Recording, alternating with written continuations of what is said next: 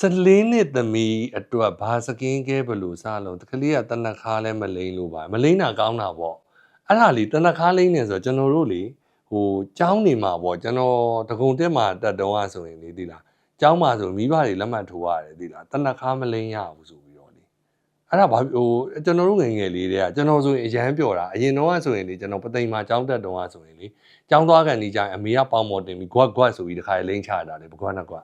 ပြီးတော့မှဟိုကျောင်းအောင်လွတ်တာလေအဲ့တော့ဟိုတနခါကဘာဖြစ်လဲဆိုတော့တနခါကအရေးပြားကိုအေးဝါးစီတယ်တို့ပါတို့တနခါကနေအောင်ကာတဲ့ effect ရှိတယ်တို့အဲ့ဒါတွေကတော့မှန်တော့မှန်ပါတယ်ဒါပေမဲ့မကောင်းတဲ့အချက်ကဘာလဲဆိုတော့တနခါကိုတွေးတဲ့ကြောက်ပြင်လူတိုင်းအဲ့ဒါတွေးတယ်ပြီးတော့လိမ့်တယ်ဟိုကိုယ့်ကိုယ်တတိထားကြည့်နော်အဲ့တနခါတွေးတဲ့ကြောက်ပြင်ကဘဏ္ဍလနေမှတစ်ခါစီးတာ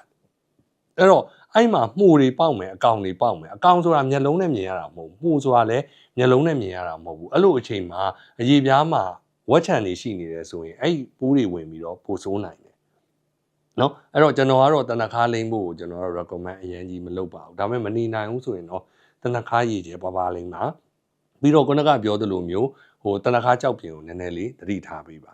ပြီးတော့နောက်တစ်ခုဘာ skin care လုပ်ရမှာလဲ14နှစ်သမီးလေးဆိုတာငယ်ငယ်လေးရှိသေးတယ်တကယ်လို့ဘာမှမဖြစ်ရင်ဘာမှမလုပ်ဘဲနဲ့ဟိုကလင်စာအပြော့လေးမျက်နှာသစ်ဆက်ပြအပြော့လေးတွေပဲတုံးပေးပါတကယ်လို့တိတ်ပြီးလိမ့်ချင်တယ်အသားနည်းနည်းလေးလဲခြောက်တယ်ဆိုရင်တော့ moisturizer လေးလိမ့်လို့ရတယ်ခလေးလိမ့်တဲ့ moisturizer လေး baby moist cream လိုဟာမျိုးလေးလိမ့်လို့ရတယ်နေရောင်က sunscreen အနေနဲ့လိမ့်ချင်တယ်ဆိုရင် cream type ကလေးတွေပဲလိမ့်ပါကလေးတွေကကြတော့ဟိုအရေပြားအစီပြန်လားအသားခြောက်လားဆိုတာအရန်မခွဲတတ်သေးတာဖြစ်တဲ့အတွက်အရေပြားကလည်း soft ဖြစ်တာဆိုတော့ cream type ကလေးတွေလိမ့်ရင်နည်းနည်းလေးပိုကြည့်လို့ကောင်းပါတယ်အဲ့တော့ဟို